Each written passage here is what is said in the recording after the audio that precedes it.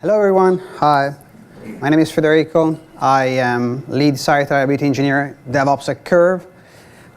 Where basically, spend 50% of my time doing DevOps, doing infrastructure management, production, that kind of stuff. 50% of my time is explaining what site reliability engineering means and my colleagues.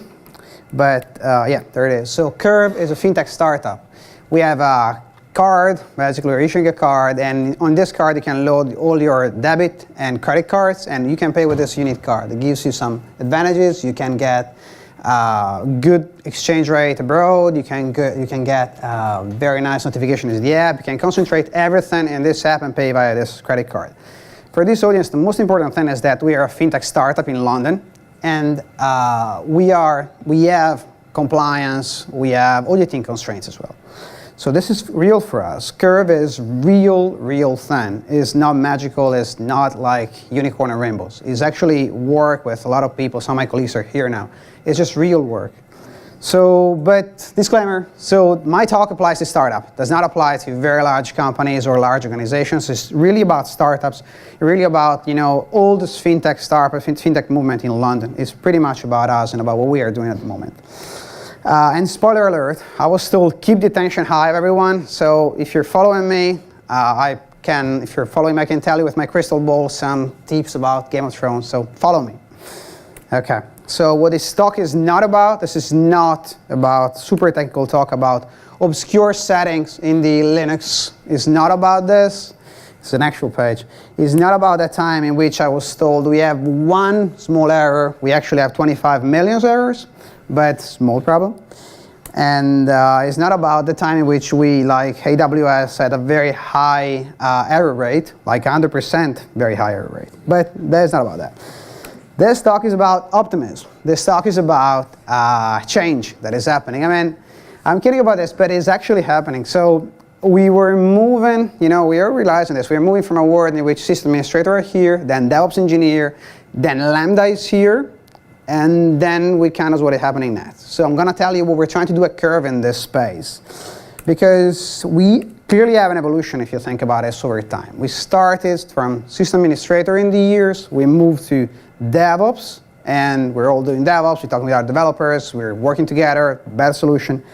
And then we're going to managed services that kill DevOps. Because, people are afraid. Because there are a whole new set of skills here. There is Lambda that did not exist 5 years ago or 10 years ago. Lambda is an actual thing in which you can have a developer. There deploys code, so fear is among us if you want a certain way. People that have been in networking for 25 years, or people so-called office administrator, they're now afraid because you need to code. You cannot, get over it. You cannot just not do it. So serverless is here. And for a company, things will be amazing. So who here is using AWS Lambda or any serverless? Okay, so everyone. So everyone knows that I'm a developer, I get my code, I put it on Lambda, and things will be amazing. Because Lambda is perfect. It really is amazing. You get a piece of code, and you give it to someone, it will run it, it will take all your operational constraints that you used to have, and it will just do it. It's just amazing. It's just the best thing ever. And you don't need a master coin. It's super cheap. Lambda is 6 cents per a million invocations. 6 cents per a million API calls is unbelievably cheap. It's really unbelievably cheap. And the main constraint that people refer when I say to Lambda, is event-based. So, I call an API and Lambda replies on the backend. But there are a million ways to hold state on Lambda. So it's just very good. It's the right thing at the right time. In the years of microservice, I can just take one small thing, give it to AWS. AWS will run it for me, will look after deployment, will look after everything. It's just really good. It's just your code, your business problem, that's it. It's fine.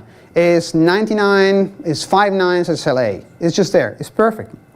So we moved from a world in which worked fine in dev and is an ops problem now, to a world in which, in fact, worked fine in dev, AWS problem now. Not my problem, AWS now. But there is a problem, is that I don't believe it works.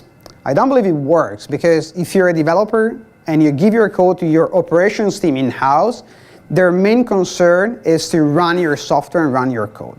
If you give it to AWS, the main concern in AWS is protect the platform. So if you misbehave, if you're a developer and you misbehave because you're creating the code that starts doing weird things, allocates a lot of memory or that kind of stuff, your operations team will come to you and will say, your code is not behaving as we want it to behave. Can you fix it? Can we fix it together with DevOps? Let's fix it together. But AWS will throttle you. AWS will protect the platform from your misbehaving. And when you're AWS, you don't really know your neighbors when your code is deployed. So if you have these noisy neighbors, people doing a lot of computation, your code can be affected. And your runtime that used to take, I don't know, half a second now takes 2 seconds. So there are constraints on AWS Lambda. Monitoring in Lambda is very hard.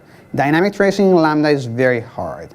And people also started noticing something that is not as cheap as we think it was. 6 cents per million invocation plus the time it takes to run a function and the time and the memory that you need to run the function. At this point, if you do some computations around this, you realize that if you start doing a lot of stuff, an EC2 reserved instance is actually cheaper than Lambda if you keep on using Lambda for computational stuff. So, no Lambda? No. Lambda for me is a great thing. It's a very, very good thing because you can use it for a very specific use case if you don't do CPU computation, if you don't do that kind of stuff. So there was an original article that it was in the 2011 about NoOps. So NoOps is this movement that a lot of people are afraid of because it means no operations. Whether it really doesn't mean that. So it means that I don't want to call my ISP every time I need to connect to the internet. I just take it for granted. And it just means that a developer should not call the operations team every time he needs to do deploy. They should be completely automated or as much as you can. This is really important. Like NoOps means that the operations team is just doing this. And it's surprising how how big will be the drive towards Lambda, how big will be the drive towards moving away from an operations team in-house. Because our job is crazy complicated. Because this is the periodic table of DevOps tools. So these are all the tools that we need to learn, from Visual Studio and editors to Circle CI, to Jenkins, to Docker Swarm, to Orchestrator, Kubernetes, Docker, Rackspace. Look how many things. That's a lot of stuff you need to learn. Plus, in our job, it's incredibly hard to find people. Every meetup I've been there, at the end of the presentation, there is someone that says, we're hiring. Every meetup. So you're a world in which you're hiring because getting DevOps is super complicated. It's super complicated because a lot of, breadth over depth, you need to learn a lot of things, a lot of stuff. And there are very few universities in the UK that have cloud computing courses, cloud computing modules. Very few of them, so very few people got out of university and they're ready. So it is obvious. You're moving in a world in which you have someone that does a very complicated job. That is very few people that do. The result, salary. The average DevOps engineer is 20% more expensive than a developer of the same age of experience. Is way more expensive, so it's pretty obvious that the drive towards no operations in the companies will become bigger and bigger, and we will need to go there. But when you give your function to Lambda, you're actually not offloading the operational concern. You're giving your function to Lambda, but those concerns are still there. Lambda will not take them on you, and it's counterintuitive, but the developers must be much better at operations than what they needed to do before. So if the operations team is just not there following everything, your developers need to be better at doing operations in a way. So at Curve, we're trying to address this, and we're trying to, create a good environment for developers to work with us, to work with an operations team that is way smaller than the developer team. So what we do, we have production meetings. This is something that is very important, is from Google as well, is doing is super important. Every few weeks, we have a small meeting with the developers in which we talk about the issues that we had in production with their code, and we try to learn from it. It's super important, how to do a rolling deployment. Do you know how to manage this? Or have you seen this? What do you think of it? We learn from it. And it's very important also for the DevOps team to join the feature design as early as possible. So avoid having modifying the feature at the end. Developers is creating a feature that maybe affects the scalability of the system. So go there. Go during the Scrum, during the sprint meeting, sprint planning, or when the developer is coding the feature, just do it. We have a production checklist and the meetings for it. So before a microservice, a curve gets to production, it goes through a checklist. This checklist is adapted from the famous one from Susan Fowler in her book. And before we put a microservice in production, we go through the checklist and we make sure that the operational concerns are there. Because when we put a microservice in production, we put it on our platform. So the DevOps team manages the platform. And because developers should not worry where the code is deployed or should not worry where to test the code. It's just that we worry about compliance, we worry about separation of duties because we are financially regulated. So the people that write code are not the people that deploy code. There's a clear difference, and we're doing this. We unburden the distributed system concerns in a way. We unburden secret breaking and caching. We go to developers and say, let's worry about this together. Let's do this together. We do capacity sizing, load testing, and it's very important for the DevOps team to present to the company our SaaS. So to present to the company, what can we do with it? So if we know that Lambda is useful, how is the company supposed to use Lambda? Architect Lambda with us. And also, worry about the platform rather than the infrastructure. Abstract DevOps from infrastructure. Kubernetes is the logical choice. GoKit and Logras, are libraries that we tell developers to use. We work with developers to work them because we have those concerns and we tell developers how to use them. But at the end of the day, we want guided ownership. It's clear that we will move towards this. Our developers are on call for the microservices they manage where they can put that, when they can put on call. So if you do not have compliance problems around that, put your developers on call. Put them in charge of their microservice, in charge of their system. And where you have compliance concern, use a chatbot. If you want to stop a queue somewhere and your developer cannot go to the node because it's a compliance problem, use a chatbot. The chatbot can go to the node and can stop RabbitMQ or can stop Kafka and do whatever he wants in that queue. We have floating engineers, in which if you have a team of 5 people, you have one guy that for this week will look after all the bugs that he has, all the interrupts that he has, and will protect the rest of the team so that he can continue coding.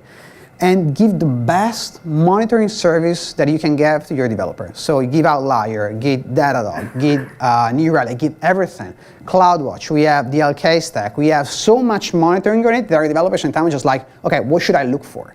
Because this is very important. This is the main goal. Keep developers there. And our culture also, we're a small startup. We see a lot of value in runbooks, but our culture is just okay, so postmortems over runbooks. When we have a problem, we write a postmortem and we review it during the production meeting rather than creating runbooks for people that are very hard to manage and there is value, but we're a startup, we're moving very quickly and keeping them up is very hard. And then there is a point that is interesting point. I really believe that we should give developers that are in charge of the operations of their microservice SSH access to the production nodes. It's a difficult point, but I really believe that there is value in that. They are the ones that need to run it. So what the SRE team does, the SRE team cannot stay away from the code. So we work with the code, we do code reviews, we look at the database migration, for example, because we likely have more experiences with databases than developers. So we look at the migrations. Is this migration good? Is it bad? Let's just look at it together. How can we improve it together? Or maybe we're talking about it in a meeting. We can do this. And it's always about this. If you have a developer that comes to you and says, oh, I have a new microservice, I want to use a very cool database. What can we do with it?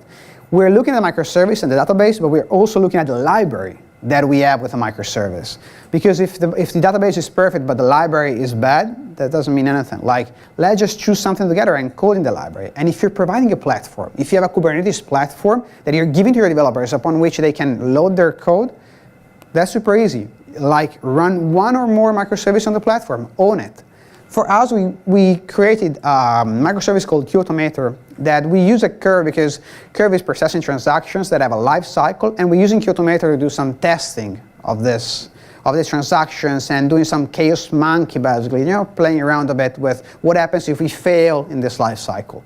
So run the code there and provide business value. Because we moved away from the world in which every company needs to have an operations team. These days, small companies, a lot of small companies go without us. 5 days ago, 10 years ago, this would not have happened. 10 years ago, this will never have happened. So if you work in a company or a startup, but also be your company, and you go to your CEO and you tell him, oh, I updated Nginx to 1.12.1, he will say thank you. But that's it, because he has no idea what it is. It's just, So there is zero business value in that. There is zero business value in updating Nginx to 1.12.1. But there are £4 million of business value in preventing a data leak because you updated Nginx to 1.12.1, according to GDPR from May 2018. So always do this kind of thing. Like, present your job, create dashboard, create presentation. Prove to the company that you're providing business value. If this word is a word in which we are not super needed as we were needed as before, provide business value, create dashboard, create presentations, make the procedures inside the company as simple as possible.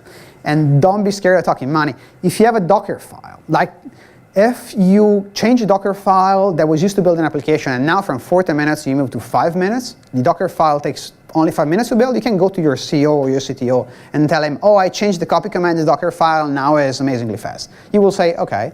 But if you go to the same person, you tell him, from 35 minutes, the build takes 5 minutes, so I saved 30 minutes of development time for 5 engineers for a week. I saved £1,000 for the company. This sounds much more, so provide business value. It's a different word. And avoid the anti-patterns. So there are some clear anti-patterns that a lot of people carry with them that I believe that we should kind of avoid. So I code in Python, but I'm not a developer. This is the word that I hear a lot. So we're hiring a lot of people at Curve, and we're doing a lot of interviews, and a lot of people come to us and say, oh, I code in Python, but I'm not a developer, I don't have that. So this doesn't really adapt. So get ready to do it. Like, it's a different word, this one. You cannot know code. This really sounds like, I used to code in Perl, but I'm not a developer. It's a different word. You need to be a developer. We are all developers. There is very few people of us, I think, these days go and patch and pal plugs. This is like a different word. Avoid that. And avoid something else, like, a lot of people who would ever learn NetBeans instead of learning Java? No one. Everyone will learn Java. But here, a lot of people learn Terraform instead of infrastructure as code. So what does it mean? It means that if I start doing Terraform, and with Terraform, instead of clicking on the AWS Management Console, I use Terraform and I do the same thing but quicker, there is some value in that, especially if you have a lot of servers. But if I can create a self-service tool in which the developers can deploy a new environment by themselves and run some code on that, there is a lot more value. So the actual value in Terraform is not Terraform by itself, it's the infrastructure as code that Terraform provides. Or stop defining SLAs instead of defining user churn rate. When you talk with your company, marketing, or other parts of the company, saying we have a 99.9% of time uptime is good, but they will be like, okay, thank you. But if you say, I saved 10 people from churning, and this saved £500 for the company, that's a whole different thing. So control instead of collaboration is another very interesting point, because we're in a different year. So the years in which we were, at the ground floor and not talking with anybody and just managing our system, our baby, are fully over. Really, we provide a platform. The system is of the company. We provide a platform, and developers should be able to deploy on this platform. This is it. This is a very important thing, because the end goal is to move away from this. And if you think about the evolution in last 20 years, we moved to a world in which 20 developers, 20 people doing operations. And now we go to 20 developers, but we're doing DevOps, so less people. And then we will move away in which I think we will kind of become very, back-end developers on steroids, if you want to. Like very good at operations and unburdening the operational concerns in the company. The value we provide is the culture of sharing and collaboration rather than the code of the configuration that we bring. The end goal is the same. Do not automate yourself out of a job. This is the end goal. Don't get replaced by a vending machine that gives keyboards to employees. Just don't do that, all right? Thank you.